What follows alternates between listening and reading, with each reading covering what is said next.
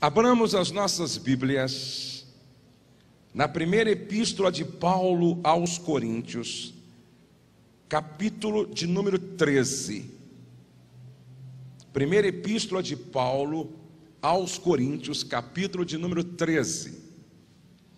Esse é um texto sobre amor, inspirado por Deus.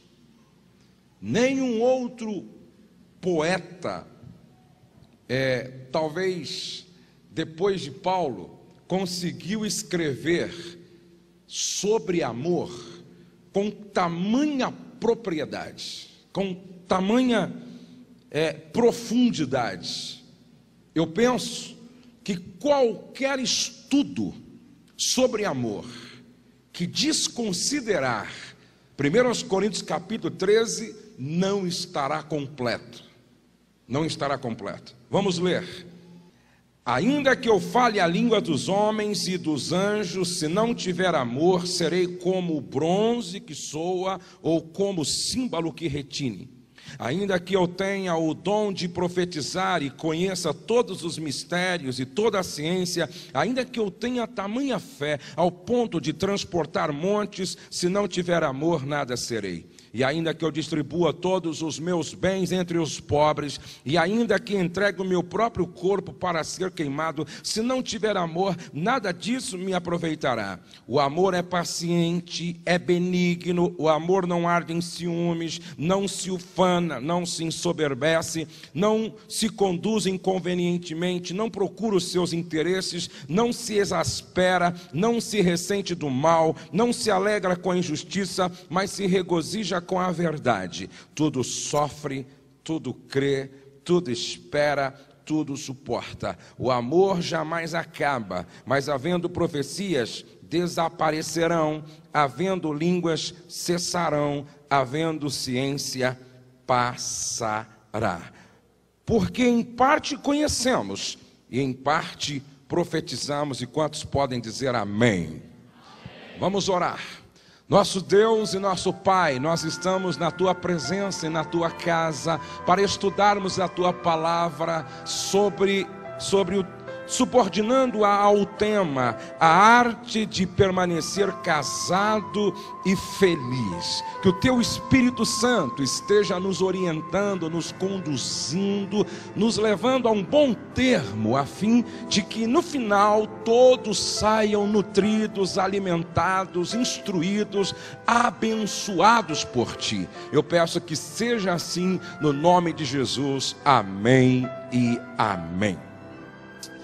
Amados, eu estava pensando sobre o que traria como palavra de Deus nesta noite, dentro desta proposta das 4 reuniões de abril. Eu falei na quarta-feira passada sobre o que fazer quando o nosso barco conjugal é envolvido por um temporal. Foi muito bom. Hoje eu quero falar sobre a arte de permanecer casado e feliz. Porque não adianta permanecer casado, mas viver empurrando a vida com a barriga, curtindo uma infelicidade crônica. Deus não quer isso. Deus quer que você permaneça casado e feliz. E como talvez um subtítulo, eu vou falar sobre 10 erros que você não pode cometer no seu casamento. 10 erros que você não pode cometer no seu casamento. Não é tão simples permanecer casado e feliz como alguns pensam. Ah, se dependesse só do amor romântico. Ah, se dependesse só daquelas cartinhas de amor que nós escrevemos. Minha esposa tem uma caixa de cartinhas de amor que eu escrevi para ela, cartões, papéis e e-mails. Ah, se o casamento dependesse só disso para nós sermos felizes. Mas não depende só disso. E a pergunta é esta: por que é complexo a vida a dois? Por que de repente por que de repente magoamos quem mais amamos? Agredimos quem mais amamos? Entristecemos quem mais amamos? Por quê? Ferimos quem mais amamos? Por que a vida conjugal é complexa? Por quê? Número 1, por causa das diferenças. Por causa das diferenças. Está escrito no capítulo 1 de Gênesis: e Deus os fez macho, diga macho, e fêmea. A palavra macho no hebraico é ishe, I-S-H-E, ishe. Olha para um macho aí e diga ishe. Isso é macho. Fêmea no hebraico é isha, I-S-H-A. Olha para uma irmã aí, fêmea, e diga isha. Como é que é macho? Ishe. Como é que é fêmea? Preste atenção que os dois são diferentes, porque a ideia no original de ishe é pontudo, conotação sexual. E a ideia no original de fêmea, isha, é côncavo. Ora, se ishe é pontudo e isha é côncavo, são diferentes. E quando eu falo nessas diferenças, não estou me referindo só às diferenças no aspecto físico. Não. Eu estou falando sobre diferenças em todos os aspectos que você possa imaginar. Não é por acaso que quando Paulo fala sobre o amor, ele coloca aqui, olha, o amor é paciente, diga paciente. O amor é benigno, diga benigno. O amor não arde em ciúmes. O amor não se ufana. Diga, no amor não existe soberba. Mais forte, no amor não existe soberba. E o contrário de soberba é humildade. Amor e humildade são duas coisas que não tem como separar. Se não houver tudo isso em mim, dificilmente eu vou conseguir superar as complexidades, as dificuldades, os desafios no ajustamento conjugal. Vamos ver algumas diferenças. Número 1. Os dois vêm de uma cultura familiar diferente. Os dois vêm de uma cultura familiar diferente. Como era na minha casa? Como era na casa da minha esposa? Se pegar a cultura familiar da família de origem da minha mulher e fazer uma comparação com a cultura familiar da minha família de origem, de repente, uma família não tem nada a ver com a outra. Então, esta é a primeira diferença. Cada um veio de uma cultura familiar diferente. Número 2, os dois tiveram uma educação diferente. Ele veio de uma casa onde o processo de educação dos pais foi muito rígido. O pai era militar, a mãe filha de militar. O processo de educação foi estreito, apertado, rígido. Ela vem de uma família onde os pais eram liberais e o processo de educação foi bastante frouxo. Olha as diferenças. Terceira diferença: os dois têm temperamentos diferentes, com raras exceções. Os dois têm temperamentos diferentes. Suponhamos, ele é sanguíneo, super extrovertido, falante.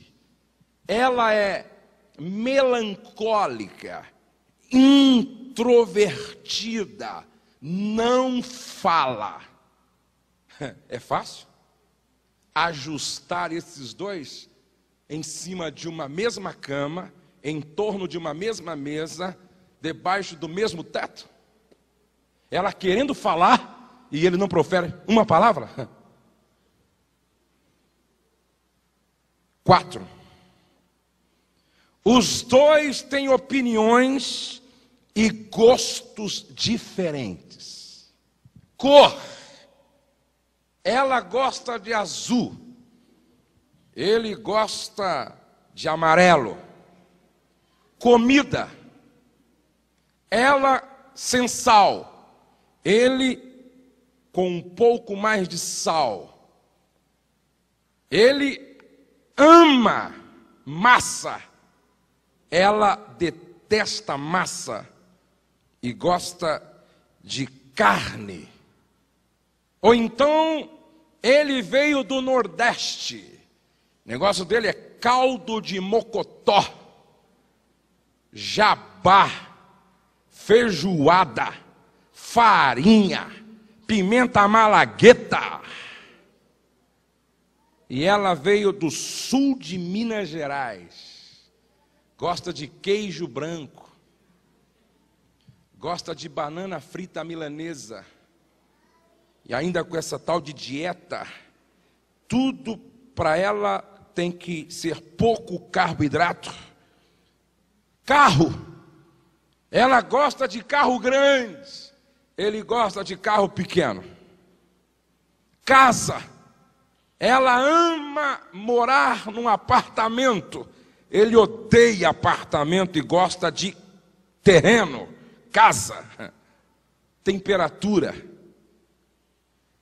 ela gosta de frio e ele gosta de calor. Perfume: o perfume que ele usa dá mal-estar nela. Percebe como é complicado isso? Roupa: não tem nada a ver o gosto de um com o gosto do outro. Igreja: ela gosta de uma liturgia mais presbiteriana do que assembleiana. Ela é muito mais para o tradicionalismo, o tradicional, do que o pentecostal. Como é que esses dois vão conviver? Música: ele gosta de música de fogo, tipo Rose Nascimento. O negócio dele é música de fogo. Ela é mais Aline Barros, Cristina Mel, algo mais tranquilo. Filme: ele gosta de um tipo de filme de ação, ela gosta de outro tipo de filme. Férias: ela gosta de praia e ele gosta de fazenda, chácara, mato. Meu Deus. Em relação ao dinheiro, ela pensa: eu economizo comprando mais barato. E ele diz: não, eu economizo não comprando nada.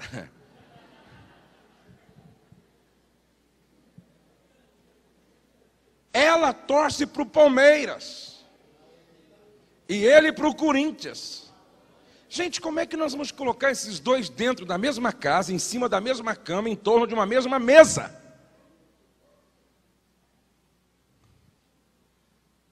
são as complexidades da vida conjugal.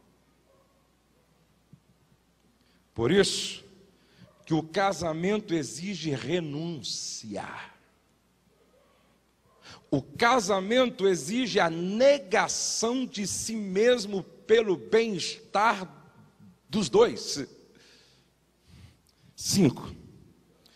Os dois tiveram experiências que marcaram a vida, negativa ou positivamente diferentes.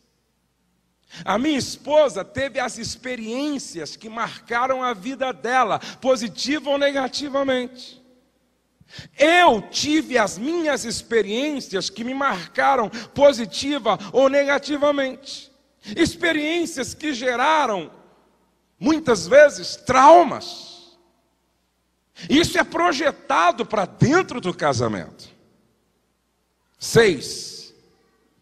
Os dois têm expectativas diferentes.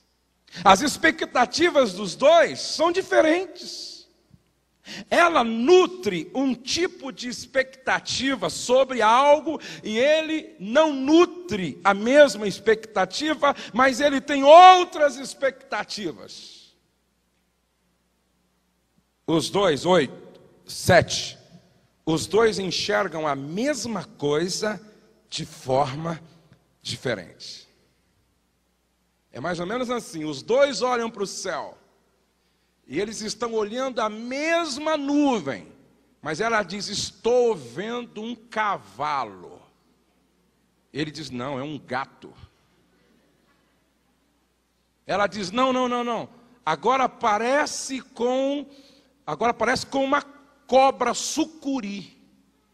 Ele diz, não, está parecendo com um canhão de guerra. Eles estão olhando a mesma nuvem e enxergando de forma diferente. Interessante. Quantas vezes marido e mulher olham a mesma coisa, mas faz uma leitura diferente um do outro? 8. Os dois têm sonhos diferentes. Ele fala do seu sonho e ela ouve dizendo, não tem nada a ver com o meu sonho. De repente ela diz, não, meu sonho é fazer uma viagem de carro até o Nordeste, parando de cidade em cidade, 1 mês. E ele diz, não, meu sonho é comprar uma casa em uma chácara, para eu ter minha criação, ter meu cavalo, minhas galinhas, minha horta. Ué, os sonhos são diferentes. 9. Os dois, já falei sobre isso, torcem por times diferentes. 10. Os dois agem e reagem de forma diferente diante dos estímulos. Os dois estão dentro do carro e de repente vem uma mulher e dá uma fechada. Poderia ser um homem também. A propósito, eu falei uma mulher. Porque as mulheres têm mais dificuldade para dirigir do que os homens. Eu não sei porque o seguro cobra mais barato quando é mulher. É porque as mulheres dirigem menos. Geralmente o homem é que é o chofer das mulheres. Brincadeira à parte, mas se os dois estão dentro do carro e recebem uma fechada de um outro carro, os dois reagem de forma diferente. De repente um solta um palavrão, porque não se converteu ainda. Aí o outro diz, calma bem. Reagem de forma diferente ao estímulo. Agem e reagem de forma diferente diante dos estímulos. Vocês percebem que não é possível, gente, conviver de forma harmoniosa e feliz se não houver um espaço onde as diferenças são respeitadas. Então, quais são os erros que você não pode cometer no seu casamento? Número 1, exigir do seu cônjuge mais do que ele pode oferecer, produzir ou fazer. Não queira mudar aquilo que não é possível ser mudado. A Mônica conseguiria mudar a cor da pele do Silvio? Não dá. Dá para mudar a cor da pele da Mônica? Não, casou com um morenão, vai ter que aguentá-lo até que a morte o separe. Casou com a branca, vai aguentar a branca até que a morte o separe, porque a cor é uma coisa que não dá para mudar. Minha esposa vai ter que me suportar desse jeito. Cabelinho prova d'água. E essa cor, que não é nem branco nem negro, parou no meio do caminho. Tem coisas que não dá para mudar. Por exemplo, minha esposa tem o pé, é um pé pequeno, ela calça 33. Suponhamos que eu, lá na minha juventude, tivesse uma admiração por mulher que calçasse 37. Não tem como eu dizer para ela: você tem que dar um jeito de crescer esse pé. Ela é de pequena estatura, não tem como eu dizer: coloque um sapato de meio metro para crescer. Não, gente. A questão do temperamento. Temperamento não se muda, temperamento se controla, se disciplina. Se a minha esposa é fleumática, não adianta eu querer que ela seja colérica, melancólica, sanguínea. Temperamento não se muda, temperamento se controla, se disciplina. O que muda é o caráter. Ter temperamento e personalidade, não. Sexualmente, é interessante, aqui está o grande problema das pessoas que, quando jovens, eram viciadas na masturbação e se estimulava através de revistas masculinas. Aí o rapaz passou 10 anos com esse vício, olhando Playboy e outras revistas. Na mente dele, há um arquivo de modelos. Só que ele casa com uma mulher comum no seio da igreja. Ele não casou com a Gisele, modelo considerada a terceira mulher mais sexy do mundo hoje. Não. Ele não casou com uma atriz global e nem com uma hollywoodiana. O problema é que na mente dele há um arquivo de fotografias que não tem nada a ver com sua realidade, com a sua santa esposa. E aí há uma frustração sexual. Veja como isso é danoso, psicologicamente destrutivo. Não adianta o homem querer que a sua esposa, sexualmente falando, tenha o mesmo ímpeto, a mesma intensidade de desejo que ele. Porque o homem tem o desejo intenso, se excita pelo que vê.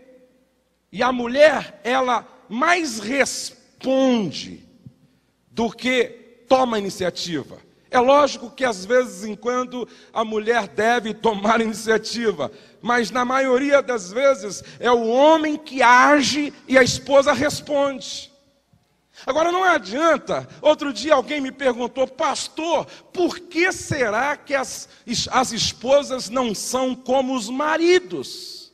Aí eu respondi: ninguém trabalharia. Porque tem alguns maridos que mesmo a esposa sendo calma, eles querem encontro na intimidade, antes do café da manhã, antes do almoço, na merenda, na janta, no último chá da noite e até dormindo, porque são sonâmbulos todo dia. Gente, a saúde está no equilíbrio. Diga isso comigo: a saúde está no equilíbrio. Mais forte: a saúde está no equilíbrio. Você não pode querer que o seu cônjuge seja, faça, produza além daquilo que é possível. Se vocês me entenderam, digam amém. Segundo erro que você não pode cometer no seu casamento: não respeitar o histórico de vida do seu cônjuge. A forma como foi educado ou educada. Muitos aprenderam errado, como se fosse certo. Quem foi o meu herói? Meu pai. Minha heroína? Minha mãe. Qual o modelo de relacionamento que eu tive? Papai e mamãe. De quem eu recebi as primeiras instruções? Do papai e da mamãe. Agora, será que o que os meus pais me passaram estava certo?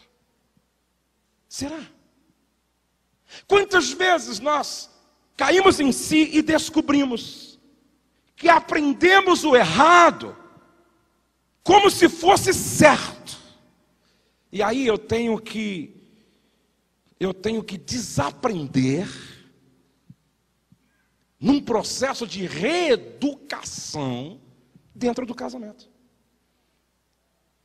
O que sofreu na infância, o que o cônjuge sofreu na infância, adolescência e juventude. Os traumas impedem o crescimento das pessoas em muitas áreas. A cura passa pela compreensão, perdão, ajuda e paciência.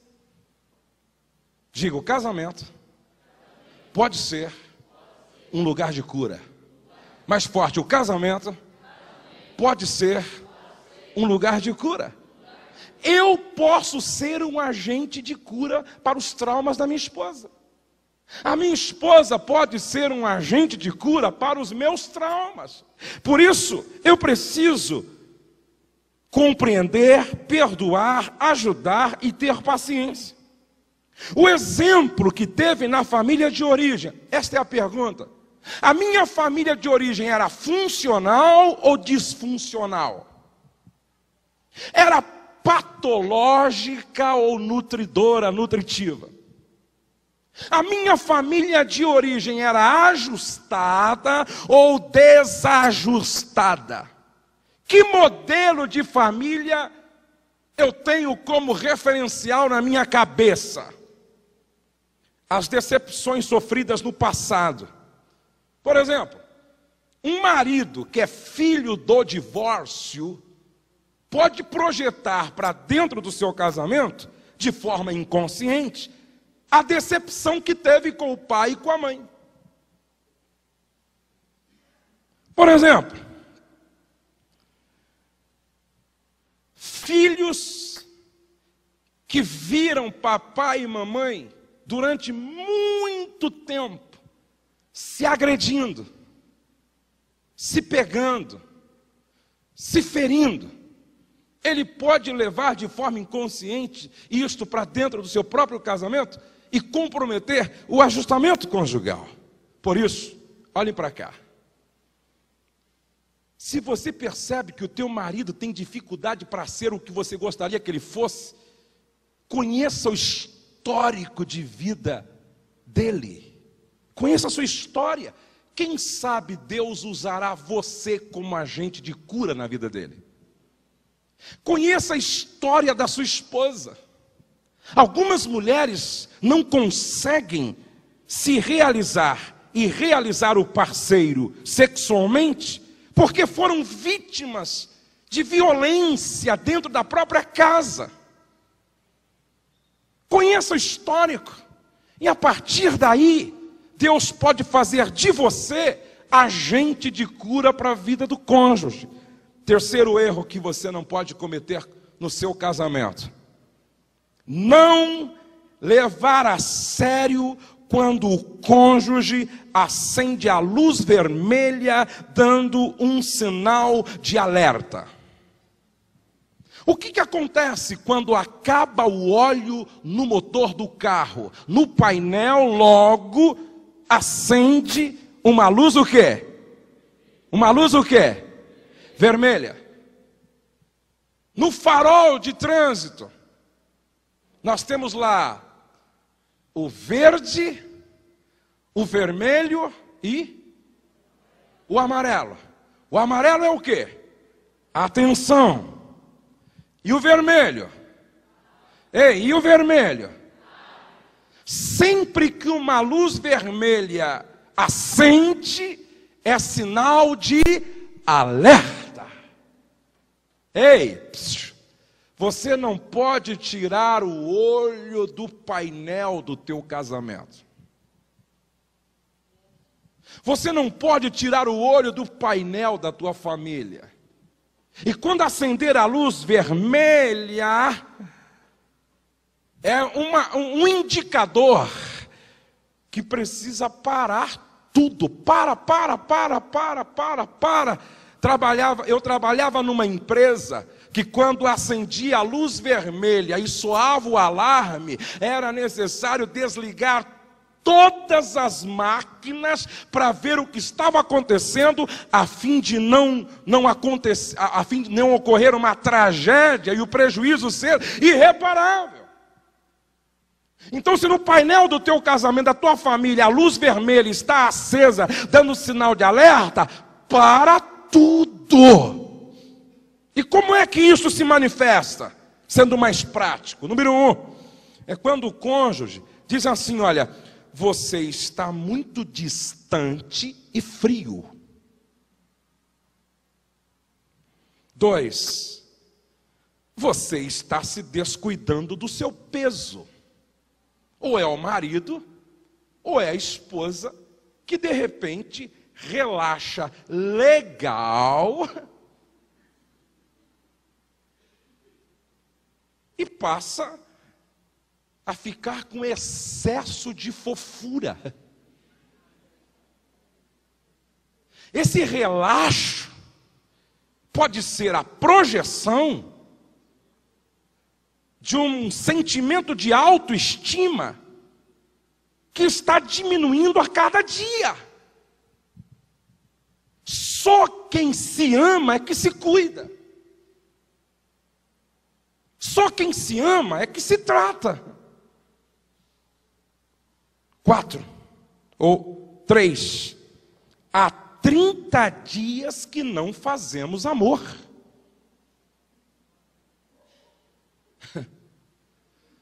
Ei, e pior ainda é quando o marido diz assim: sabe que eu nem percebi que fazia tanto tempo assim? É porque o cara está mal mesmo. Sabe que eu nem notei? Parece que foi ontem. Acorda, meu.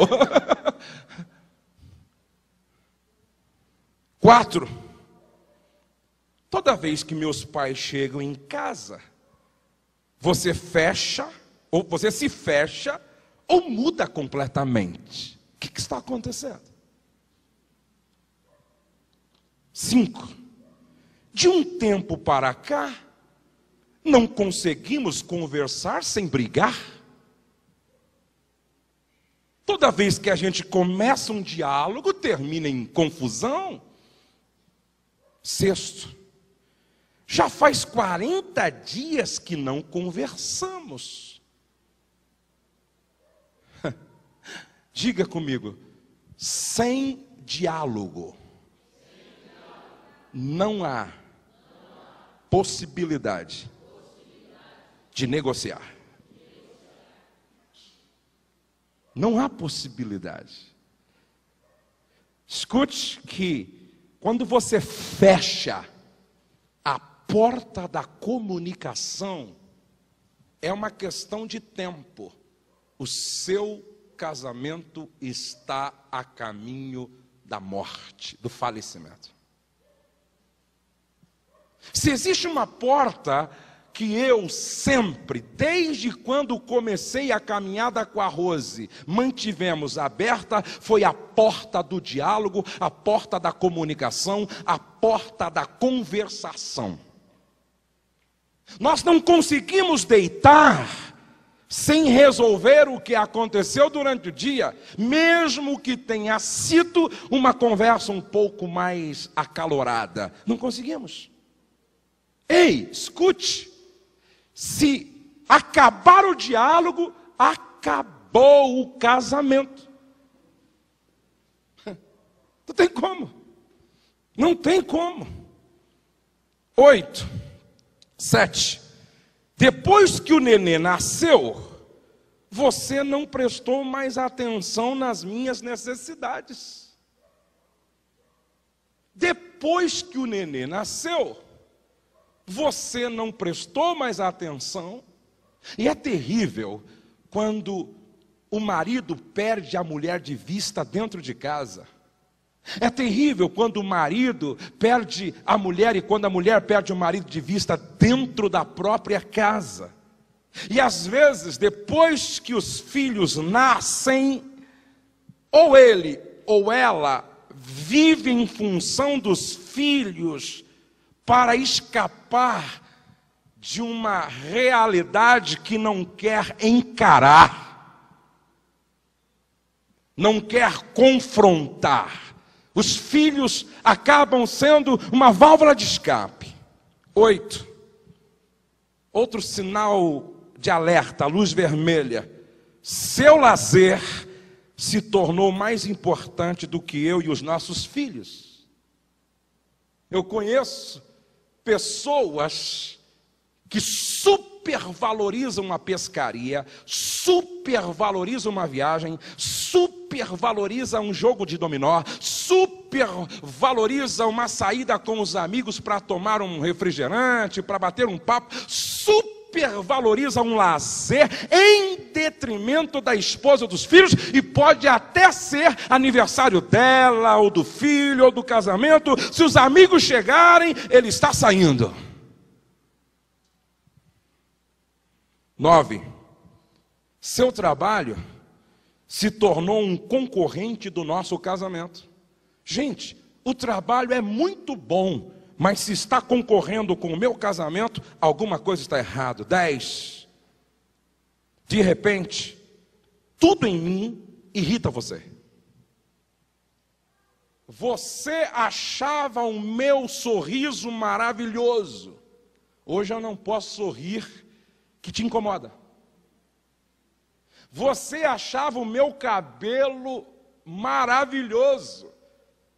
Hoje te irrita. Você me achava uma graça. Hoje até mastigar perto de você te incomoda. Você achava até o meu ronco agradável. Hoje eu não posso respirar perto de você, que você me manda respirar direito.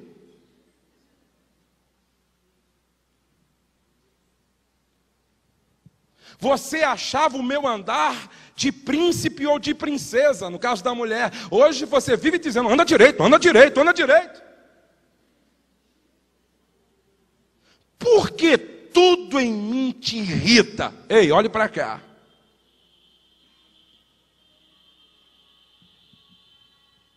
Dependendo do óculos que eu estou usando, é a visão que eu tenho do meu cônjuge. Se eu estou usando o óculos do amor, a tendência é ela se tornar cada dia mais bonita para mim. Se eu estou usando óculos, se ela está usando o óculos do amor, a tendência é eu me tornar cada dia mais bonito para ela. Mas quando o amor começa a ser sepultado debaixo de uma pilha de ressentimento, aí a gente muda o óculos. Agora olhe para cá. Não é quase sempre, é sempre. O problema não está fora, o problema está dentro da gente. Porque a tua esposa pode fazer dieta, pode ir no cabeleireiro, pode ir no dentista, colocar aparelho no dente, pode colocar a roupa que você tanto gosta. Se o problema está dentro de você, sua visão continuará distorcida em relação a ela. Porque o problema não é ela, o problema está dentro de você. Se vocês me compreendem, digam amém. Quando o marido começa a dizer: você não se arruma mais para mim. Irmã, é luz o quê? É luz o quê? É luz o quê? Quando o marido disser para você: você não se arruma mais para mim. Acorda, irmã. Desperta, tu que dormes.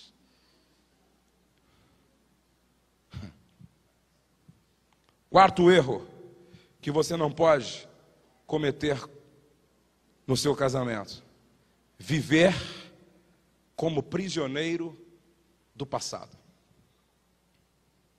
Viver como prisioneiro do passado. Em casa, leia o que aconteceu com a mulher de Ló. E foi Jesus quem alertou: lembrai-vos da mulher de Ló.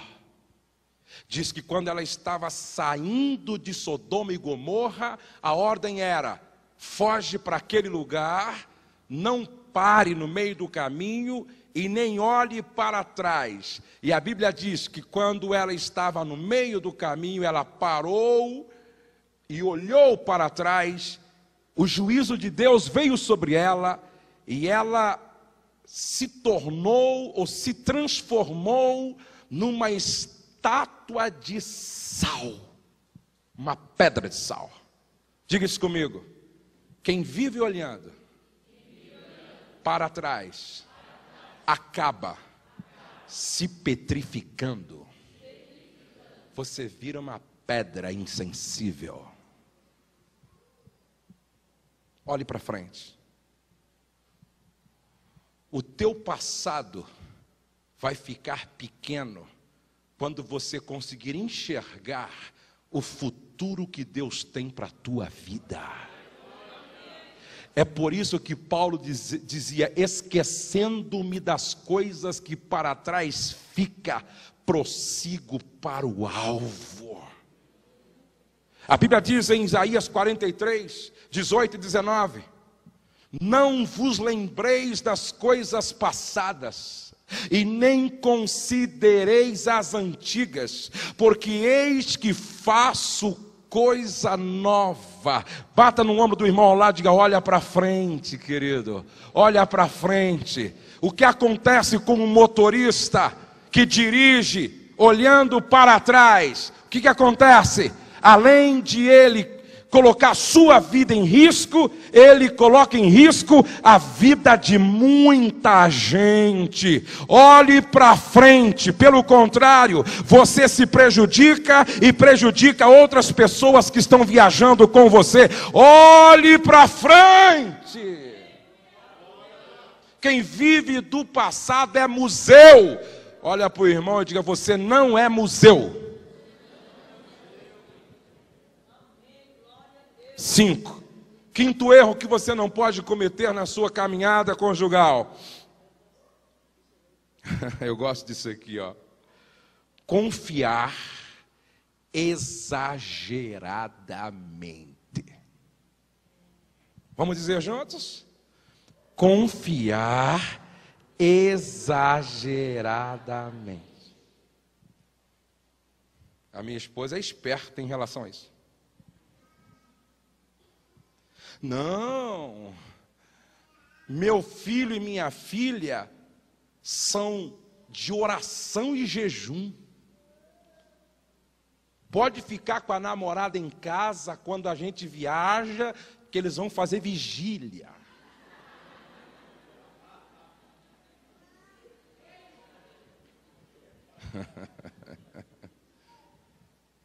Pelo meu marido eu ponho a mão no fogo. Pela minha esposa eu ponho a mão no fogo. Eu sempre digo o seguinte: confia, mas não exageradamente. Tudo que é demais não presta.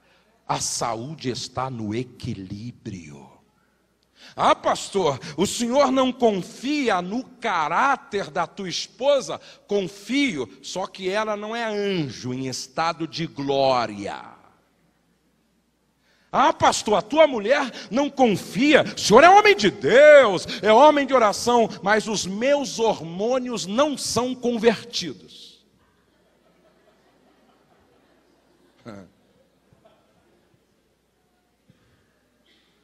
Sabe qual é o problema? Não, eu confio no meu marido. Aí põe uma empregada dentro de casa, que tem um corpo mais exuberante do que o da mulher, com uma roupinha sensual, e aí a esposa sai e deixa o marido em casa. Não, meu marido é homem de Deus. Mas antes de Deus, ele é homem. É homem de Deus. Não, a minha esposa, que isso? A minha esposa.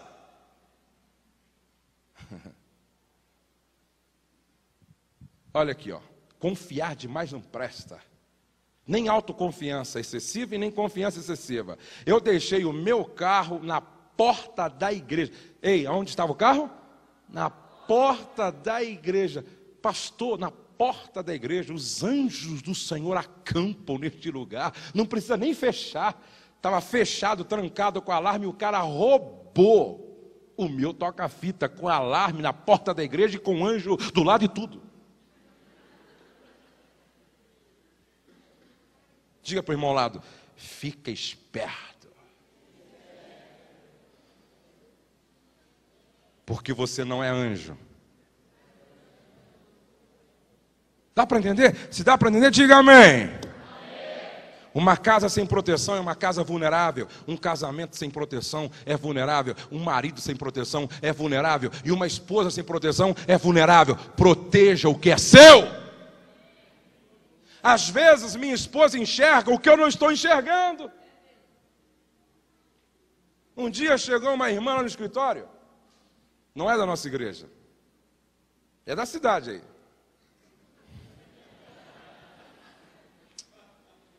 E deu para perceber que ela tinha acabado de tomar banho. E ela foi de saia. E sentou na cadeira na frente da minha mesa e cruzou as pernas. E o problema dela era sexual. Ela me contou. Aí eu disse: Rose, vamos orar para essa irmã aqui. Aí minha esposa entrou na sala. E eu disse: eu vou falar com o teu marido. Não, pastor, não. Não, vou falar com o teu marido. E aí ela foi embora. E daí 2 dias ela liga para o escritório. Alô, quero falar com Josué. Como? E quem que atendeu? Minha esposa. Peraí, não é mais pastor Josué? Não, quero falar com Josué. Aí a minha esposa, sabendo da história, disse: não, ele não pode te atender agora. Pode falar comigo. Não, mas é só com ele. Aí ela disse: então você não vai falar com ele e nem comigo. Tchau. Nunca mais ela ligou. Porque quando está por detrás o espírito da antiga serpente, tem que pisar na cabeça. Senão te morde e te mata. Minha esposa estava errada? Sim ou não? Ela não estava querendo conselho. Ela estava querendo outra coisa. E a mulher tem que ter discernimento. O homem tem que ter discernimento. Um dia eu estava com a Rose numa determinada igreja, faz acho que uns 10 anos ou 8 anos, e eu percebi que um irmão muito engraçadinho, muito próximo, muito junto, muito cheio de... Falei, Rose, eu não estou gostando. Não por você, mas porque eu estou achando que é falta de respeito da parte dele. Como eu não quero criar confusão com ele, então eu gostaria que você tivesse uma postura diferente com esse sujeito. E a mulher sabe como fazer. Agora, se ele não respeitar quando você põe um limite, então aí eu vou falar com ele. Não é ciúme. Eu acho que é uma questão de bom senso e de respeito. Você tem que cuidar daquilo que é seu. Se vocês me compreendem, digam amém. O ciúme como zelo é positivo. Tudo o que custa caro merece uma atenção especial. Não estou falando aqui de ciúme doentio. Não quero que você se sente na mesma fileira de cadeira, porque... Não, espera aí, que isso? Não, aí também não. Eu não quero que você cumprimente... Não é isso. Eu não quero que você dê um beijo. Não é isso que eu estou falando. Não estou falando de ciúmes doentio, de sentimento de possessividade. Eu estou falando de falta de respeito, de falta de bom senso. Eu estou falando com aquelas pessoas que não conhecem não respeita os limites que devem ser respeitados. É isso que eu estou dizendo. Amém, amados? Porque eu posso, de repente, dar um beijo numa irmã de uma forma santa, muito mais do que o outro que pega nas mãos e olha de forma maligna. Eu acho que nós somos maduros o suficiente para saber quando há maldade, até no aperto de mão. Quando há maldade, até no olhar. 7. Não dar importância às pequenas coisas. Vamos repetir juntos? Não dar importância às pequenas coisas. Diga comigo, valorize sempre o detalhe. Mais forte. Valorize sempre o detalhe. Escute, você sabia que as coisas mais importantes no casamento não custa nada, não custa dinheiro, não envolve dinheiro? Sabiam disso ou não? Sabia, Miriam? A Miriam está apaixonada, olha lá que bonitinho. As coisas mais importantes no casamento não envolvem dinheiro.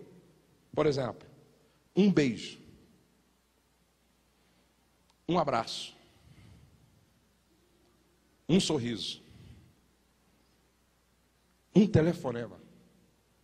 Qual é a mulher que não gosta de acordar com um beijinho assim, ó, e uma pergunta: dormiu bem hoje, meu amor? Hã? Tem irmã dizendo, fala a Deus que o teu servo ouve.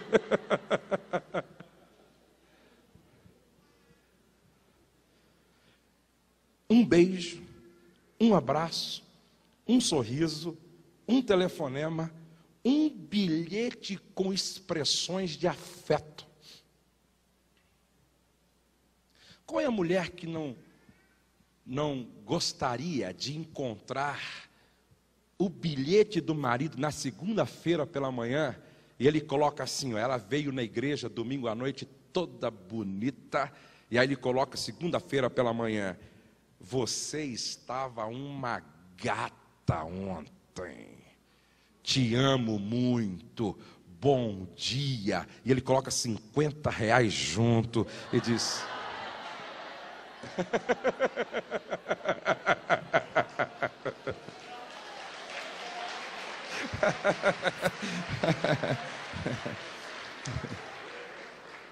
Ou então, qual é o homem que não gosta de ouvir isso? Ela coloca de repente no lugar aonde ele vai pegar algo que nunca esquece, esse bilhete: você estava um gato ontem. Te amo muito. R$100.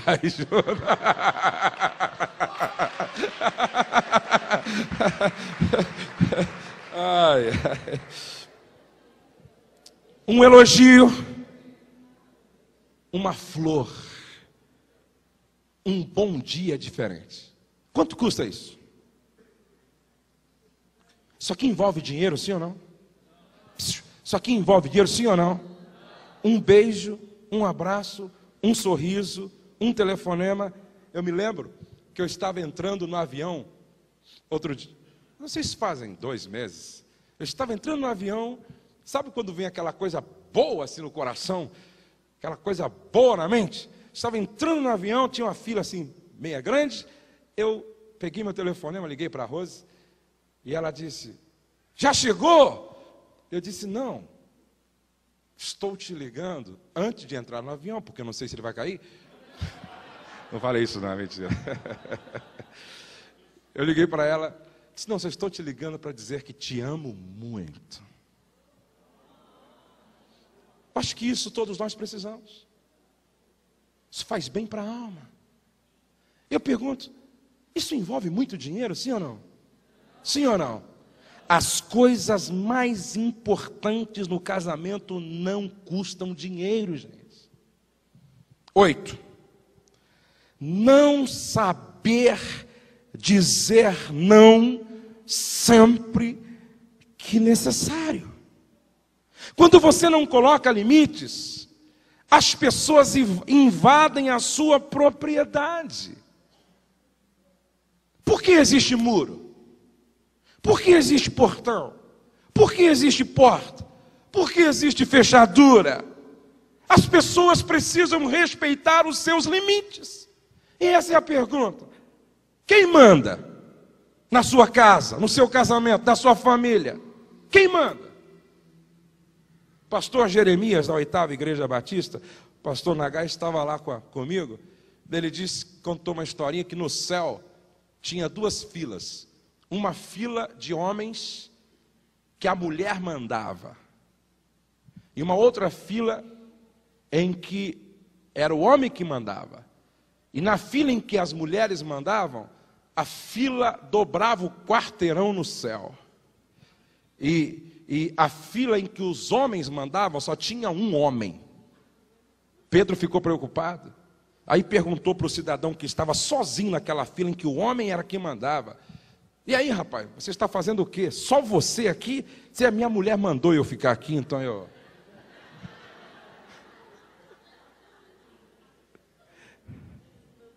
Diga isso comigo, não reclame daquilo que você tolera.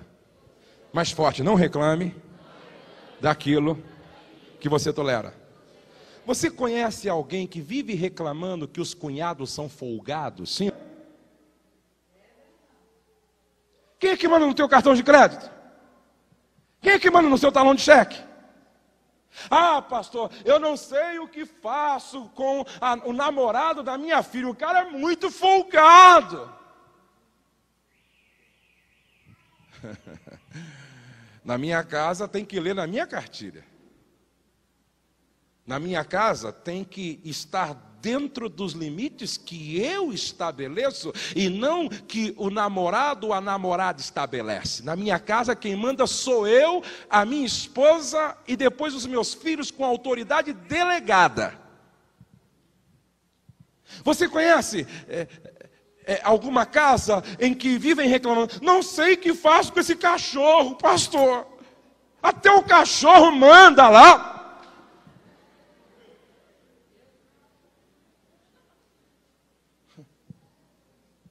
Ei, outro dia alguém disse, não pastor, eu não posso morar num apartamento por causa do cachorro. Espera aí, entre o apartamento que Deus está me dando e o cachorro, vai embora o cachorro e pode mandar Deus o apartamento para mim. Eu vou perder a bênção por causa do cachorro? vai o cachorro para a carrocinha, ou para a fábrica de sabão, para onde Deus quiser dar uma direção para ele. Pergunta para o irmão ao lado: quem é que manda na sua casa? Hein? Quem é que manda na sua casa?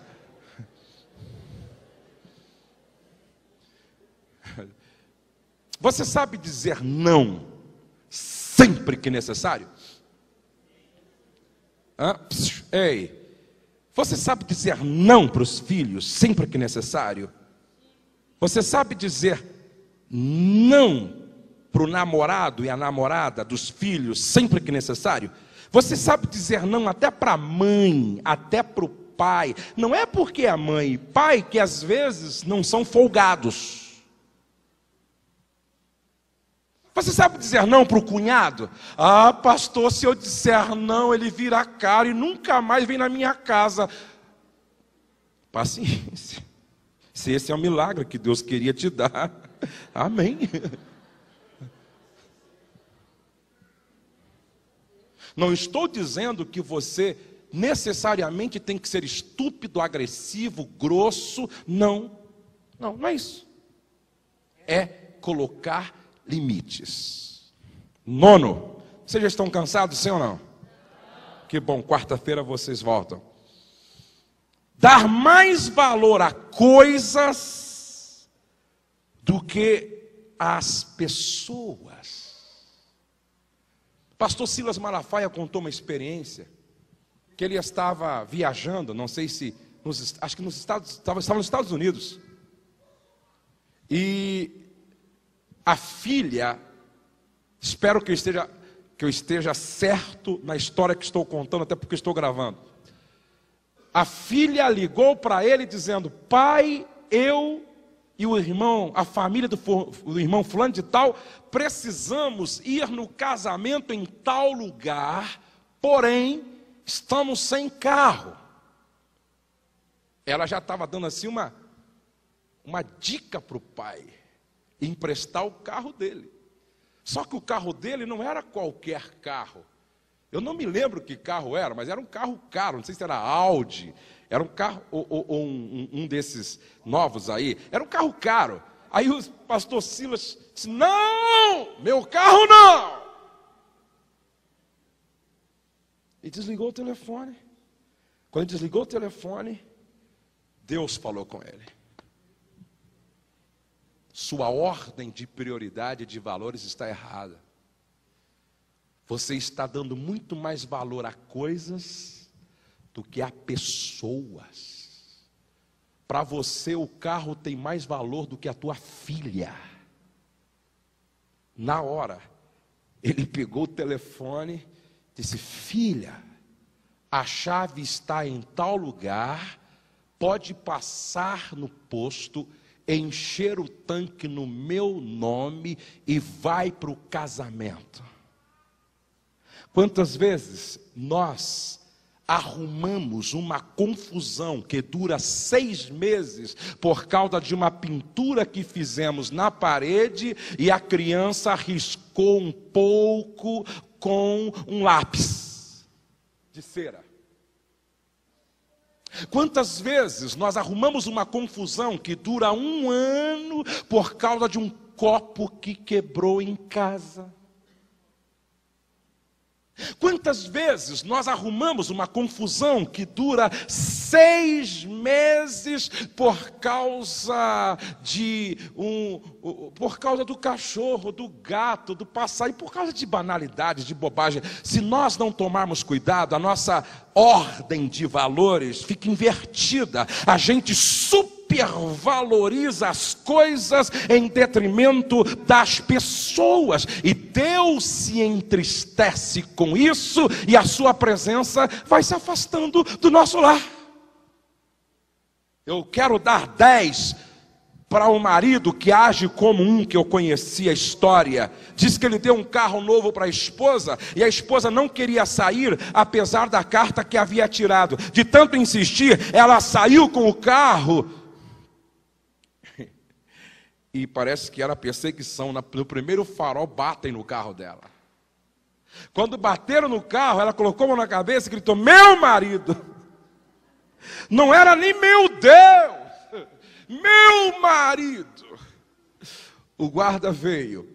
E quando ela foi pegar o documento para entregar ao guarda, tinha um bilhete do marido dentro, assim: em caso de acidente, fique tranquila, eu amo muito mais você do que o carro que eu te dei.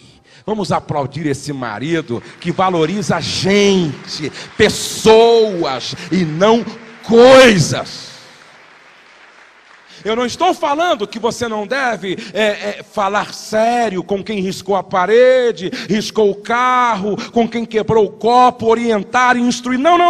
Eu estou falando em você criar um cavalo de batalha, uma confusão enorme por causa de uma bobagem.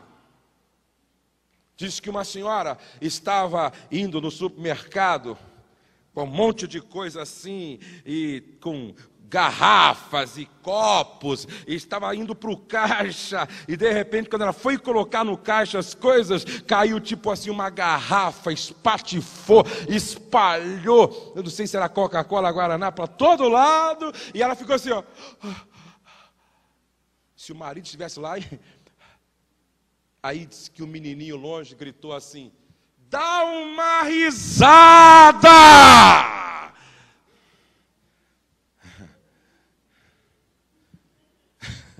Dá uma risada aí, pô. Aí diz que todos no supermercado riram. Você precisa aprender a rir de você mesmo quando coisas assim acontecem, porque o humor é o óleo que lubrifica as engrenagens do relacionamento. Diga para o irmão ao lado: viva mais relaxadamente. Relaxa, meu irmão. Diga para o outro: relaxa. Relaxa. Relaxa. 10. Termino aqui. Não cultivar a presença do Senhor em casa. Abra sua Bíblia, Deuteronômio capítulo de número 6. Esse é o 10º erro: não cultivar a presença do Senhor em casa. Não cultivar a presença do Senhor em casa. A palavra do Senhor diz assim no verso de número 5. Capítulo 6, verso 5 de Deuteronômio: estas palavras que hoje te ordeno estarão no teu coração, tu as inculcarás a teus filhos, e delas falarás assentado em tua casa, e andando pelo caminho, e ao deitar-te, e ao levantar-te, também as atarás como sinal na tua mão, e te serão por frontal entre os teus olhos, e as escreverás nos umbrais de tua casa e nas tuas portas. Deixa eu fazer uma pergunta para vocês. O que é que na sua casa lembra a presença de Deus? Ei, o que é que tem no quarto dos teus filhos que lembram a presença de Deus? Lembram o reino de Deus, lembram a presença de Jesus. O que é que tem na tua sala que lembra a presença de Deus? Os judeus colocavam a palavra na testa dos filhos, colocavam a palavra no pulso dos filhos, colocava no umbral da porta. O que é que na tua casa lembra a palavra? Olha como isso é forte. De repente, um filho diz para a mãe: vou ser marinheiro, e se torna marinheiro. Aí o outro cresce: vou ser marinheiro, se torna um marinheiro, vai embora para o mar. Aí o outro cresce: vou ser marinheiro, cresce e se torna um marinheiro. E a mãe: por quê? Olha que poder há na mensagem de um quadro. Aí que ela foi entender que na sala havia um grande quadro com um mar maravilhoso, um pouco assim agitado, e um navio enorme. E um marinheiro aparecia. Por causa deste quadro, deste mar, desse navio, desse marinheiro, os filhos cresceram tendo uma mensagem subliminar sendo pregada para eles. Eles aprenderam a amar o mar, essa coisa de marinheiro, a partir do quadro. Olha como isso é forte, gente. Olha como isso é tremendo. Nos nossos seminários para a família, quantas vezes eu orientei: cuidado com o tipo de quadro que você tem na sua parede, na sua casa. Alguns quadros pregam mensagem em subliminar. Há um quadro que, dependendo da posição que você coloca, você vê nitidamente o peixe engolindo a criança. Há um outro quadro em que a criança está chorando, e a história por detrás desse quadro é uma história de alguém que fez um pacto com o diabo e que não conseguia morrer enquanto a maioria dos quadros não fossem destruídos. E é uma mensagem e é uma imagem que deprime, que entristece. É uma criança com um olhar triste, de depressão, chorando. Há uma mensagem subliminar ali. Uma mensagem subliminar. O que é que você tem na sua casa?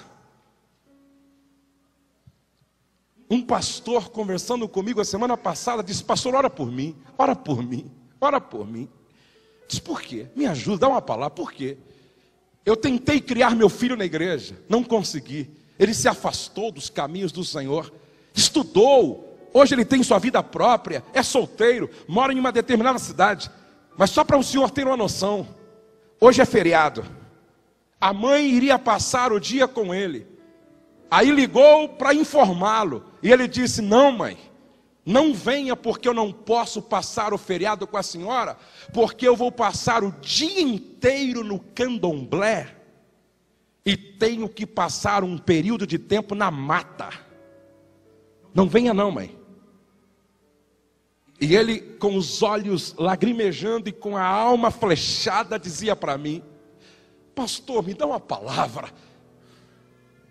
E hoje eu dizia para a Rosa o seguinte: quando eu olho para o Pedro, quando eu olho para o Douglas, e quando eu olho para a Letícia, apesar de não serem perfeitos, mas estão na casa de Deus, adorando a Deus, na beleza da sua santidade, eu digo: valeu a pena eu insistir com eles para estar na igreja sempre comigo, debaixo da bênção do Senhor. Hoje as crianças podem achar ruim você chamar cedinho para vir à escola dominical, você fazer ler a Bíblia de manhã, fazer orar, na hora do almoço ora com o pai, ao deitar ora com o pai, conta história, assiste filme que tem a ver com a Bíblia, leva para a igreja, ouve a palavra, participa da oração. Hoje as crianças podem ficar meio assim, mas amanhã elas vão agradecer o pai que tiveram, a mãe que tiveram.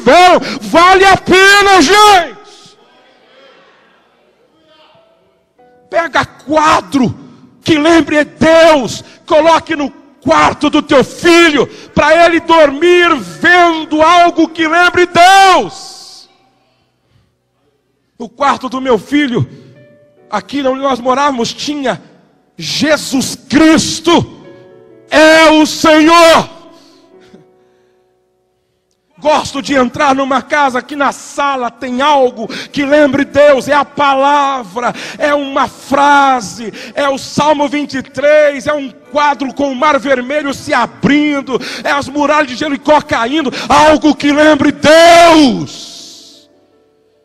Coloque no umbral nos umbrais da porta, na testa, na mão. É cultivar a presença de Deus dentro de casa. Quantos podem dizer amém? Culto devocional. Disse para minha esposa: eu estava numa casa lá no Nordeste, de um grande empresário, e eu vi algo lindo.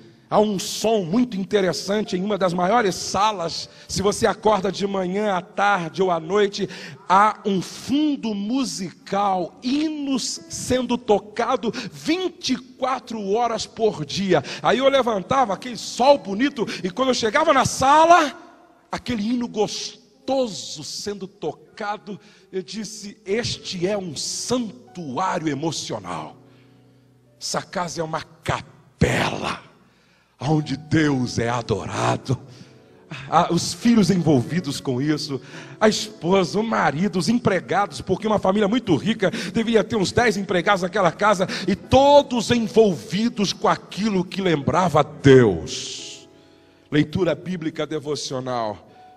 A Rose escreveu agora uma listinha e colocou atrás da porta, ou numa porta do quarto do Pedro. É uma lista. E sabe o que vem em primeiro lugar na lista pela manhã? Porque se não fizer, não tem PlayStation, não tem televisão, não tem bola, não tem brincadeira. A Rose colocou lá, número 1, lavar o rosto e escovar o dente. Número 2, oração. Número 3, leitura bíblica. Número 4, lição de casa. Aí número 5, PlayStation. Número 6, televisão. Número 7, bola. Número 8, brincadeira. Mas antes, buscai o reino de Deus. Se vocês me compreendem, digam amém. Oração devocional, louvor devocional. E assim, Deus continuará sendo o Senhor da nossa casa. Diga: não basta estar casado, é preciso ser feliz. Mas isso tem um preço. Diga: isso tem um preço. Se vocês me compreendem, digam amém. Estejam todos de pé na presença do Senhor.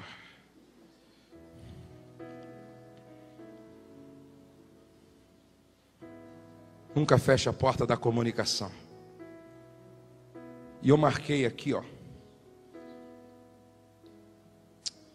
Deixa eu ver onde é que eu marquei. Eu marquei algo que eu queria ler para vocês hoje. Deixa eu ver aqui. Aqui. Livre-se da necessidade de provar que você está certo sempre. Olhem todos para cá. A Rose disse uma frase filosófica outro dia. Eu até bati palma e disse: filósofa. Ela disse: eu cheguei à seguinte conclusão: o que é que eu quero? Ser feliz ou ter razão? O que é que você quer? Você quer ser feliz ou ter razão?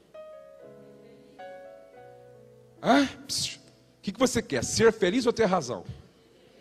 Se você quiser ter razão sempre, se prepare para sofrer dentro do inferno que você mesmo está construindo. Eu vou repetir. Se você quiser ter razão sempre, se prepare para sofrer dentro de um inferno que você mesmo está construindo. Às vezes em quando, é melhor deixar o outro ganhar a disputa para ser feliz, porque não vai aumentar e nem diminuir 1 centímetro da minha vida. Diga para o irmão ao lado: o que você prefere? Ter razão ou ser feliz? Coloque a mão no ombro de alguém que esteja próximo de você e vamos orar. Quero chamar minha esposa para estar aqui comigo. Nós estamos orando sempre juntos. Nós vamos estar orando ao Senhor.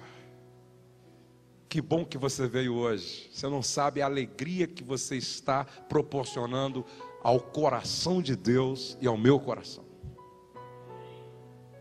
Vocês não têm noção o quanto eu torço pela felicidade de todos, o quanto eu oro pela felicidade de todos.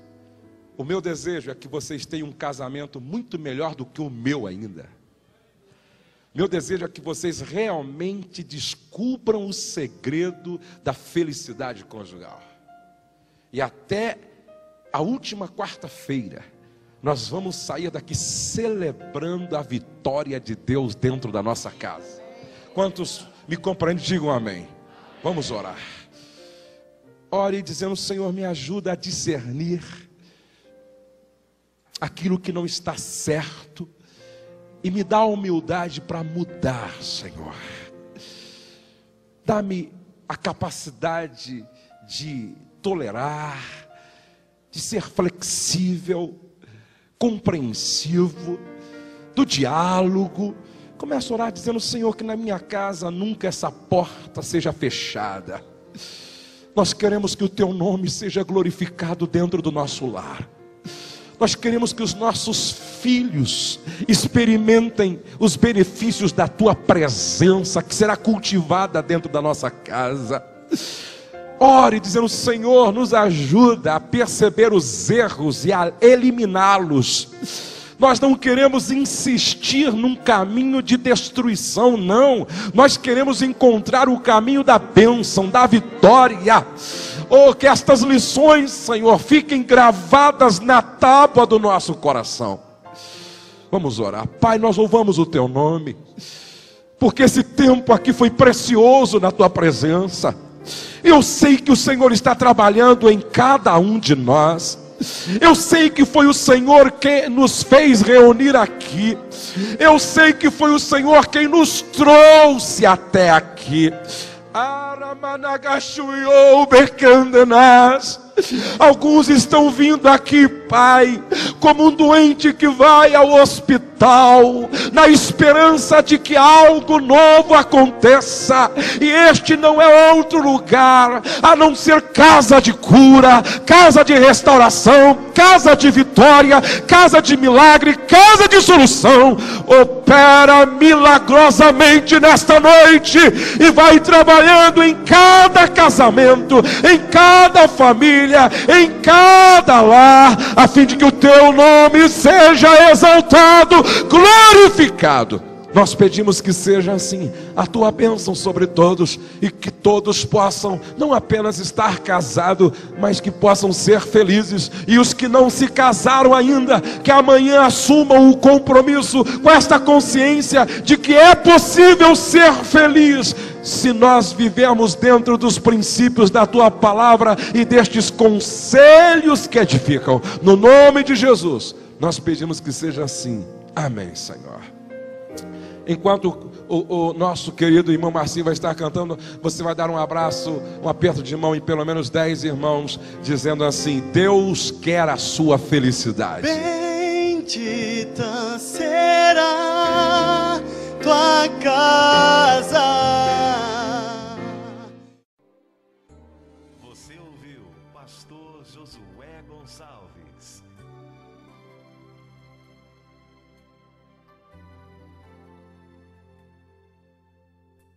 Se esta mensagem abençoou a sua vida, peça-nos outras, ligando para 0 Operadora 11 4033 6636.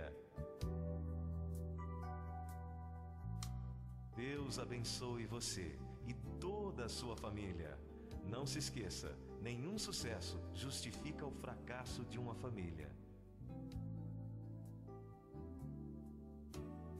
Projeto Família Debaixo da Graça.